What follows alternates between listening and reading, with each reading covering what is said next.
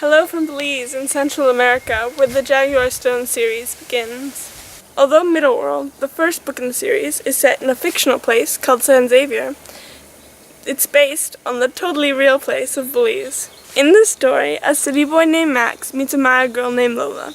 Together they have all sorts of adventures in the rainforest, climbing pyramids, exploring spooky caves, and encountering all sorts of strange creatures. I first came to Belize when I was little. Here's me on my first day in the jungle. And since then, we've come back to Central America pretty much every year. So let's go see what we can find. Welcome to the jungle. We got fun and games.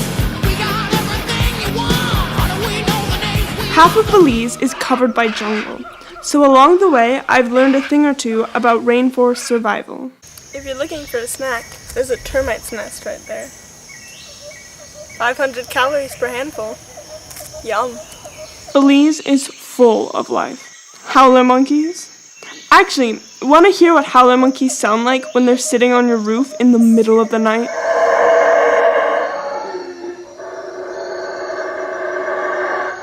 Then, there's spider monkeys.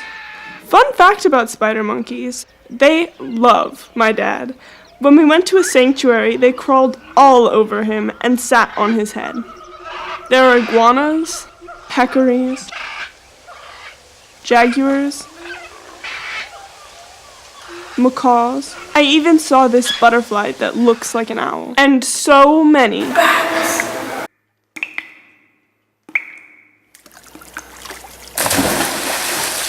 Remember when Max and Lola are chased down an underground river?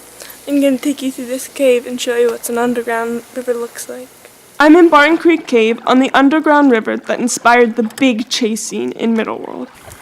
Follow me to the underworld. The Maya believed that caves led to Xibalba, the underworld. And you can see pottery and human skulls embedded in the rocks here.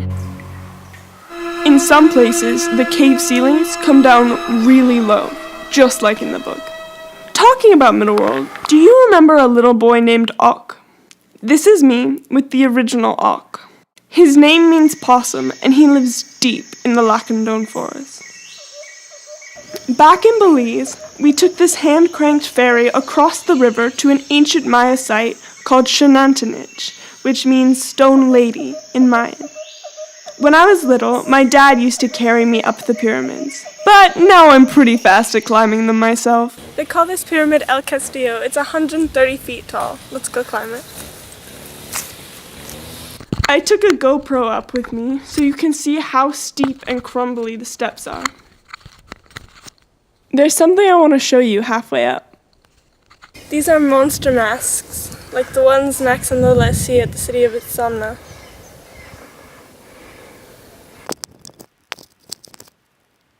It's so windy.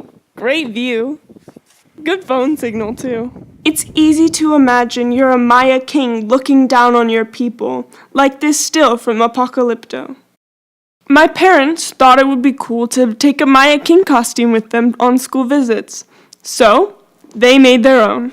Every day, the postman would bring boxes of feathers, glass eyes, beads, packets of hair, and once, even a shrunken head. My cousin helped them put it all together. Here she is in action. Here's the finished costume on a school principal. Here's a publisher wearing it at Book Expo America in New York. And here's our next door neighbor wearing it in a parade. Back in Shenantinich, there was way more to see. Remember when Lola tells Max about the Maya ball game? This is an ancient Maya ball court. The Maya ball game was the first team sport in history. It's been described as a mix of soccer and tennis. Across the plaza, we saw a team working on a small pyramid, and we went over to see what they were doing. In there, they just found the tomb of a ruler of the Snake Kingdom, and up there in the trees, you can see some howler monkeys. It was cool to see howler monkeys hanging out around here because the glyphs near the tomb talk about a Maya princess called Lady Howler Monkey Star. Later, I got to meet Jaime Awe, the archaeologist who discovered all this. He's like a national hero in Belize. I asked him about the tomb. You remember when you were at Shenantonich, we had just discovered these beautiful panels with hieroglyphic inscriptions right in front of the structure we called Structure A9. Well, that was not the only thing we discovered. We also found underneath one of the stelae, we found a cache with about 28 objects. Some of them are obsidian eccentrics, some marine shell, and smashed jade beads. And then we dug underneath the stairway and we found this large tomb.